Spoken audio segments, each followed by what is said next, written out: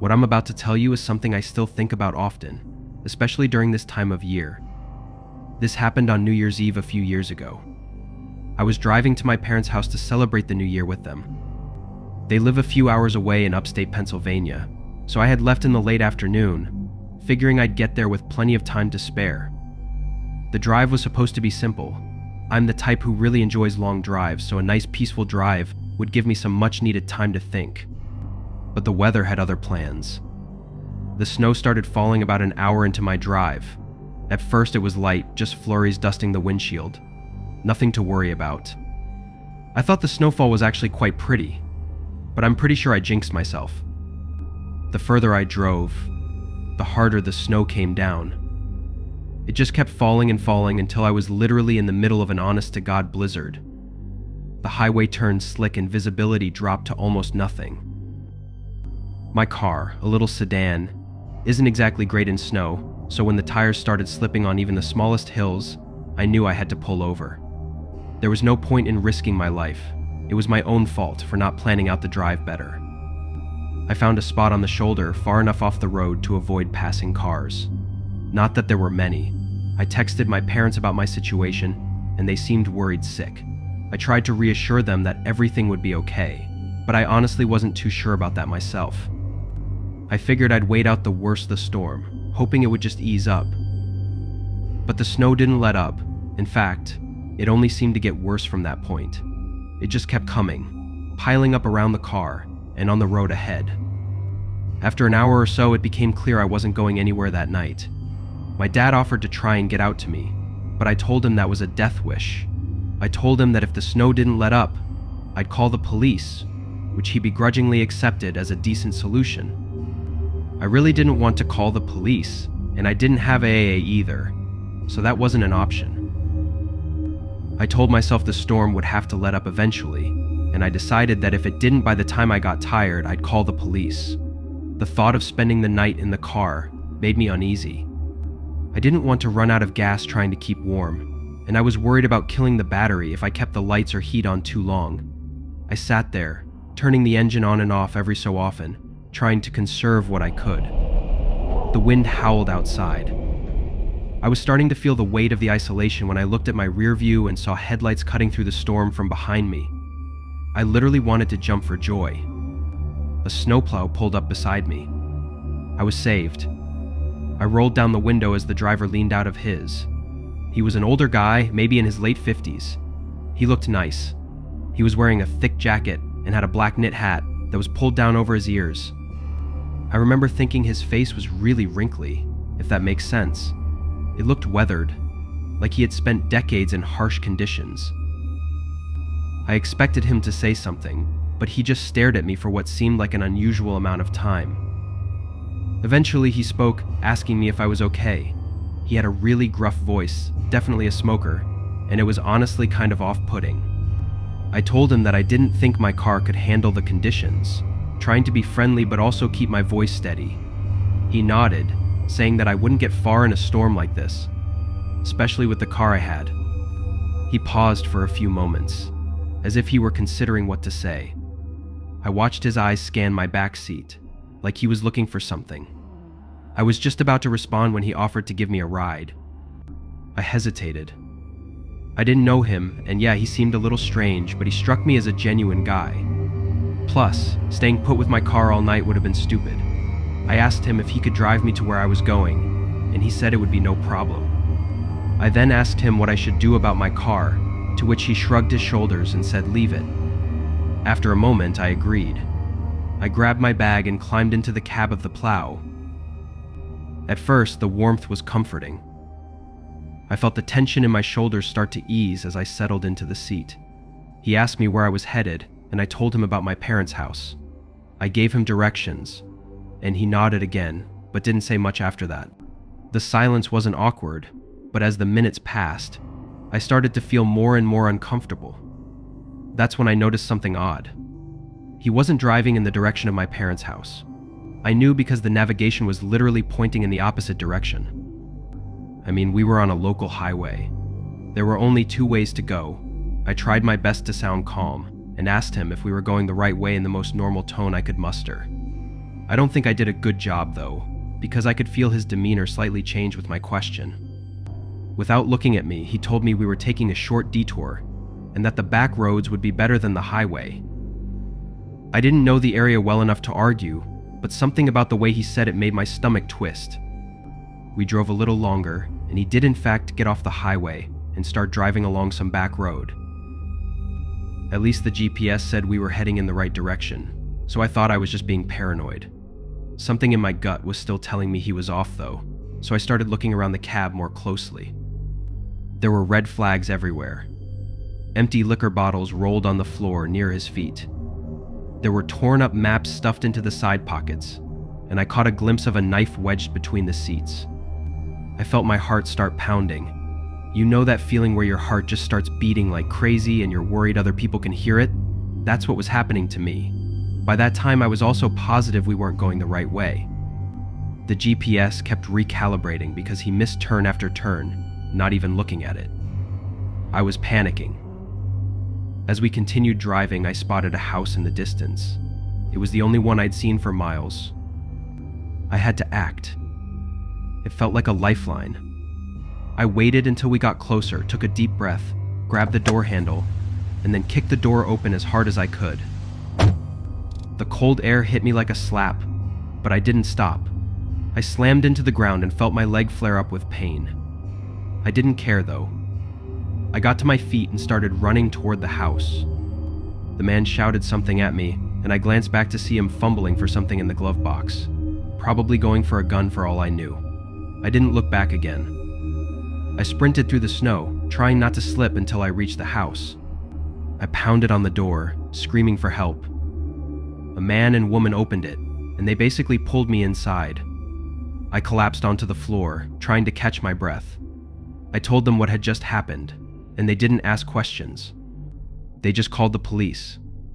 By the time the cops arrived, the snowplow was gone. They said they'd keep an eye out and search the area, but in that storm, finding him was unlikely. They offered to give me a ride to my parents' house, and even help me call someone to tow my car. I was beyond grateful. My dad was furious once he found out, and I haven't driven in the snow since. I always think about what might have happened had I not jumped out of the car when I did. I'm 24, and I lived alone with my dog, Bear, in a cozy townhome up until 3 months ago. I moved in when I turned 22, having a decent enough job. I loved the home, being the first place I'd ever rented for myself, but 2 years of happy living was ruined by this one night. It was gloomy outside and raining quite a lot. It was my day off, so I was sitting on a couch in my living room, scrolling on my phone. It was 8 p.m., which was just an hour before I usually went to bed. Bear had been sitting by the back door for a while, looking outside. He started whining and ran up to me, which was his way of communicating to me that he needed to go outside. I got up and let him out, then closed the door and stood in the kitchen. While it was just a townhome, there was a small fence separating the backyards, so I didn't have to worry about Bear running away or anything. Also, I should mention that Bear isn't a large dog at all. He's just fluffy and small, like a teddy bear. Not long, maybe 15 or 20 seconds after I let him outside, I heard him whimper and bark. It was very clearly a cowering bark, like he was running away from something. It scared me, and I rushed to the door and looked out, seeing Bear running back towards me with his tail between his legs. Once he was inside, I leaned my head outside and scanned the backyard, expecting a coyote or something to be lurking by the fence, but nothing was there. I made sure Bear was okay, then locked up my door. He never does anything like that, so that made me really worried for him. I let him sit on my lap for the rest of the night. Through the next 30 minutes, he was constantly perking his head up and staring at the windows and doors, a different one each time. Then, after 45 minutes of sitting there, Bear turned his head and stared at the window behind me, lowering his ears and growling. I said, turning to look where he was looking, and right in the window, just a couple feet from us, was a man staring back at me. He was almost right up against the glass. I jumped up and screamed, stepping backwards as the man sprinted away down the side of the house. Bear started barking again from the sudden chaos. I closed the blinds and checked all of the others, making sure they were closed as well. From the quick glimpse I got, I didn't recognize the man. I didn't know who he was, or what he was doing here, or why he was staring at me. I tried to listen for any more indications that he was still around, but the rain outside was too loud, covering up any possible sounds. Bear seemed calmer though, so I stayed up for a while longer just to be safe, then went upstairs and had Bear sleep in my room with me.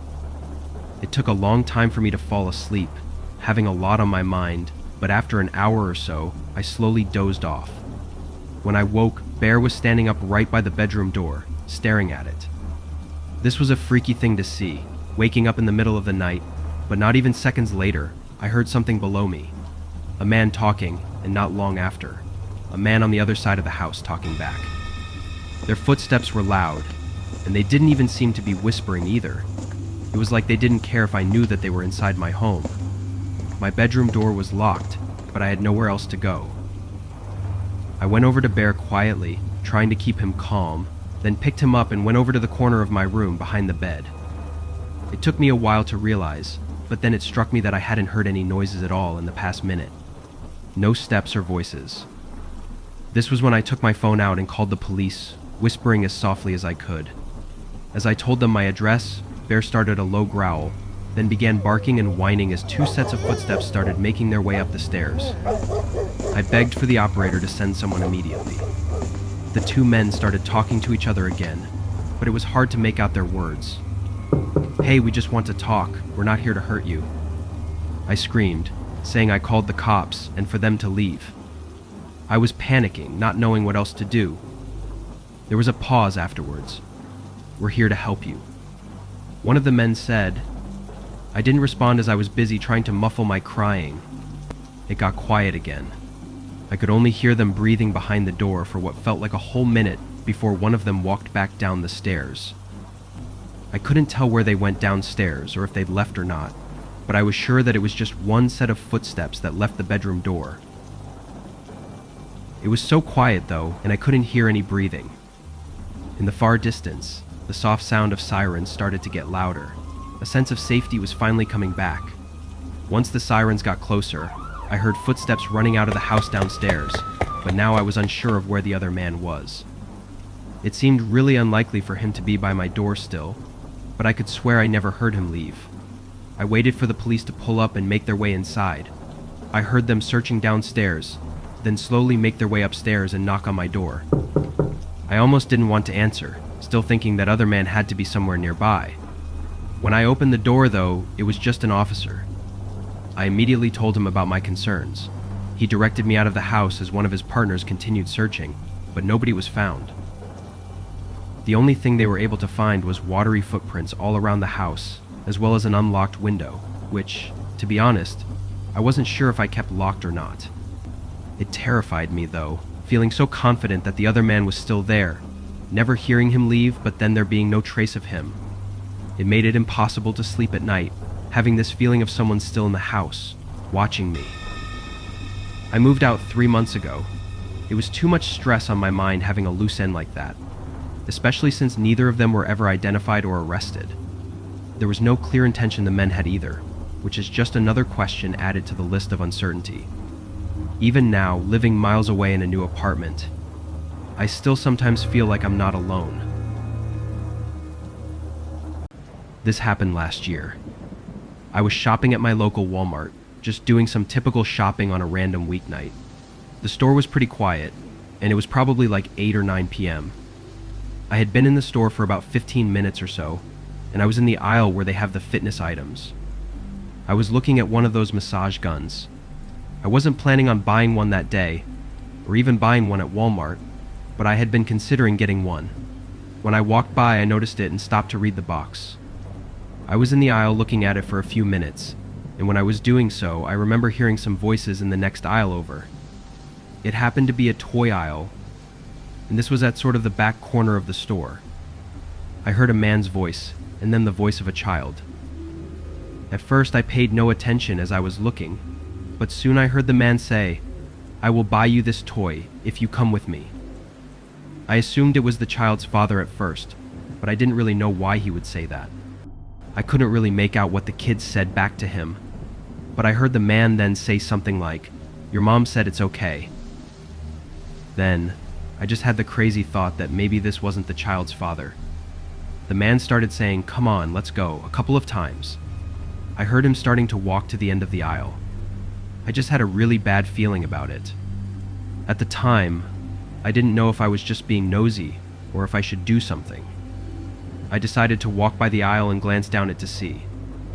I left the aisle that I was in and walked into the next one over, which was a toy aisle, and when I looked down, I saw a man wearing a black jacket and winter hat, holding the hand of a little kid and leading her to the other end of the aisle. Their backs were facing me. I was kind of thinking on the fly, and I said, "Excuse me," to the guy. He turned around and looked really surprised. I picked up some random toy from the shelf. It was some type of stuffed animal. I said I wanted to ask the man a question, if this would be a good gift for my niece. I then started walking over to them. He said he had no idea, and I said I thought he might know. I then asked if that was his daughter. He said no, and he was just watching her for the moment, but then said they really had to get going. Him and the child then walked away. I really wasn't sure if I should believe him or not. Maybe I was making too much of it. I realized it probably was a reasonable explanation, and I turned and started to walk into the opposite direction. I was telling myself that nothing was wrong and I was just paranoid. But I'm not even kidding. About 30 seconds later, I heard a woman's voice calling out a name. For this story, let's just say the name was Sarah. The woman was calling out Sarah, not really loud, but enough for people in the aisles nearby to hear, including me. I walked towards the voice and found the woman a few aisles down and more towards the center of the store. When I reached her, I asked if Sarah was her daughter. She looked concerned and said yes. I had a terrible feeling, and I said that I might have seen her daughter with a man, and I thought they might be leaving. We both started sprinting towards the front of the store. The good thing is that this was probably less than a minute since I had seen the man. When we made it to the front of the store, we saw the man and the child at the self-checkouts area. He was buying one of the toys for her. The girl's mother started shouting, and the man claimed he was just trying to be nice and buy the toy for the girl, but he quickly tried to run away after realizing nobody would believe that. He ran out the door and was able to momentarily get away. I was just happy that the girl was okay and back with her mother. It turned out that the girl had wandered off from her mother to look at toys while her mom was shopping at another area of the store. The mother had believed that her child was nearby, but had actually wandered off much further. I also found out that the guy was located not long after this at all,